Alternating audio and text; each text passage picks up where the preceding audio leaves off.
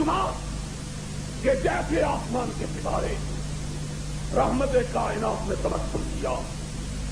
آپ نے فرمایا نام عائشہ ایک ایسا بھی ہے جس کی اتنی نیکیاں جتنے آسمان کے ستارے کہ جس طرح آسمان کے ستاروں کو گنا نہ جا سکے اس طرح اس کی نیکیوں کا شمار نہ ہو سکے. جلدی سے پوچھا من یا رسول اللہ, اللہ کے حبیب کو کون؟ فرمایا عمر بن الخطاب. صدیقہ وہ میرا فاروق ہے جس کی اتنی نیکیاں جتنے آسمان کے ستارے. صدیقہ کائنات کے دل میں خیال کچھ اور تھا. وہ خیال چھپا کے نہ رکھا, اس کو بھی الفاظ کے سانچے میں ڈھالا, سرور کائنات کی بارگاہ میں پیش کیا. وَأَيْنَ حَسَنَاتُ أَبِي بَكْرٍ یا رسول اللہ, اللہ کے حبیب اور ابو بکر کی نیکیاں کہاں گئی؟ تبسم رسول مسکراہٹ میں تبدیل ہو گیا. فرمایا عائشہ پوچھتی ہو ابو بکر کی نیکیوں کو اور پیمانہ بناتی ہو آسمان کے ستاروں کو. آسمان کے لاتعداد اور بے شمار ستارے ابو بکر کی نیکیوں کا پیمانہ نہیں بن سکتے. ابو بکر کی نیکیاں پوچھنا ہے تو سمجھ لے انما جمیع حسنات عمر کل ابی بکر. عمر کی زندگی بھر کی نیکیاں ابو بکر کی اس رات کی نیکیوں کا مقابلہ نہ کر سکے جو اس نے غار ثور میں میرے ساتھ گزاری. وہ رات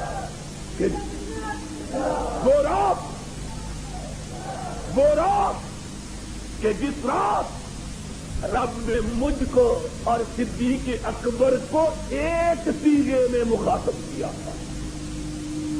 مجھ میں اور صدیق میں جدائی گوارا نہ تھی.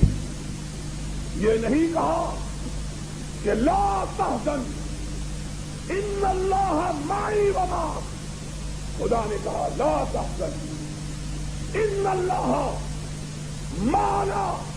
صدیق آج غار ثور میں تجھ کو یہ مقام ملا کہ محمد اور صدیق تیری روح اللہ نے ایک کر دی ہے. خدا نے کہا ان اللہ, وہ پھر کائنات میں سب سے اعلیٰ, سب سے افضل, سب سے بلندر کہ محمد الرسول اللہ صلی اللہ علیہ وسلم جس کی نیکیوں کے لیے آسمان کے ستاروں کو بھی پیمانہ بنانے کے لیے تیار نہیں ہے. اور یہی عقیدہ ساری امت کا تھا. سن لو آج انشاءاللہ یہ بات سمجھا کے جاؤں گا کہ امت میں کسی ایک شخص کا بھی اس کے مخالف عقیدہ نہ تھا. اور امت کا عقیدہ کیسے نہ ہو؟ خود رسول کا یہی عقیدہ تھا. خود رسول کا بھی اور خود رسول کا. جاؤ کتاب اٹھاؤ دیکھو, ایک گڑیا نبی کی بارگاہ میں حاضر ہوتی ہے, سوال کرتی ہے یا رسول اللہ صلی اللہ علیہ وسلم, میں کمزور, فقیر, ناتمام, بے کس و بے بس, غریب, مفلس و دلال. آقا میرے پاس کھانے کے لیے کچھ نہیں, تیری بارگاہ میں آئی ہوں, مجھے کچھ عطا کر. آج 2 ٹکے کا واحد آتا ہے, صدیق پہ کیچڑ اچھالتا ہے اور چلا جاتا ہے. کسی کے کان پہ کیوں نہیں رینگتی؟ ماشاء اللہ کا کوئی ضابطہ حرکت میں نہیں آتا, کوئی بات دست مست نہیں ہوتی, کوئی ڈپٹی کمشنر قدغن عائد نہیں کرتا. میں بارہا یہ بات کہہ چکا ہوں. پورے پاکستان بھر میں یہ ایام جو محرم کے گزرے ہیں اتنا کچھ سنا ہے کہ دل بک گیا ہے. اور پانچگاہ الفاظ میں کہتا ہوں کیوں گردش مدام سے گھبرا نہ جائے دل. انسان ہوں پیالہ اور ساغر نہیں ہوں میں. وہ لوگ جن کو یہ بھی معلوم نہیں کہ ایمان کہتے کسے ہیں, اسلام نام کس کا ہے, اہل بیت کا اطلاق کس پہ ہوا, پہنچتے ہیں اور صدیق کے ایمان اور اسلام پہ گفتگو کرتے ہیں.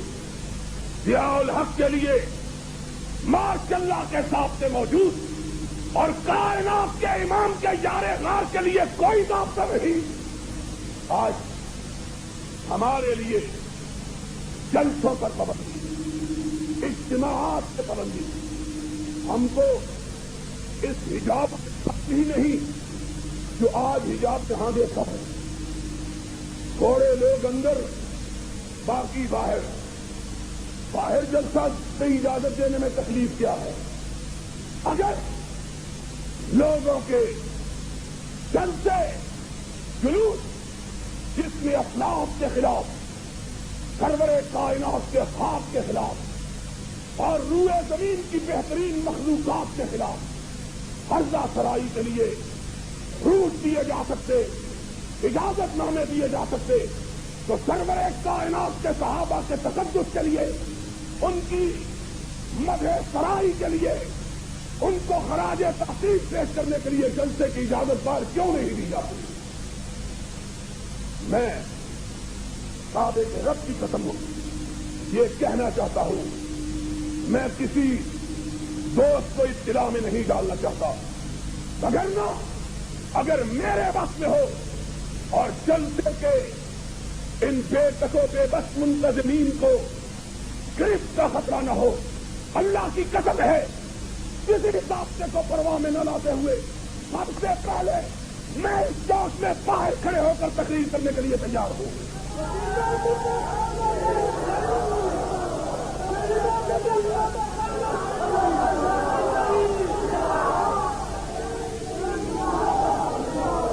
یہ کوئی بات ہے؟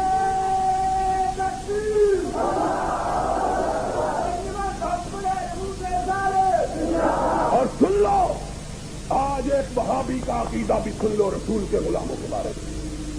سن لو, میرا عقیدہ یہ ہے ضیاء الحق اور ساری کائنات کے حکمران اکٹھے ہو جائیں, اکیلے صدیق کی چوٹی کا مقابلہ نہیں کر سکتے. کوئی بات ہے؟ تمہارے لیے ماشاء اللہ کے ضابطے اور کائنات کے امام کے یار غار کے لیے کوئی ضابطہ نہیں. سن لو, میں یہ کہنا چاہتا ہوں اور یہ بات نوٹ کروانا چاہتا ہوں, جس ملک میں صدیق و فاروق, عثمان و علی کے خلاف عرضہ سرائی ہو, اس ملک پہ کبھی رب کے کرم کی برکھا نہیں برس سکتی. یاد رکھنا میری بات. آج کہتے ہو ہمارے ملک میں یہ افتاد ہے, یہ افتاد ہے. اس ملک پہ افتاد کیوں نہیں آئے گی جس ملک میں ان لوگوں کے خلاف عرضہ سرائی کی جائے کہ ہمارا اسلام جن کا رہی منت ہے. اگر وہ آج نہ ہوتے تو ہم نے جنم پہن کے بتوں کی پرستش کرنا تھی. آج صدیق کے خلاف, فاروق کے خلاف, اور یہ پہلوانوں کا شہر ہے. مجھے معلوم نہیں کہ یہ اتنی سی چھوٹی مسجد میں سما کیسے دے.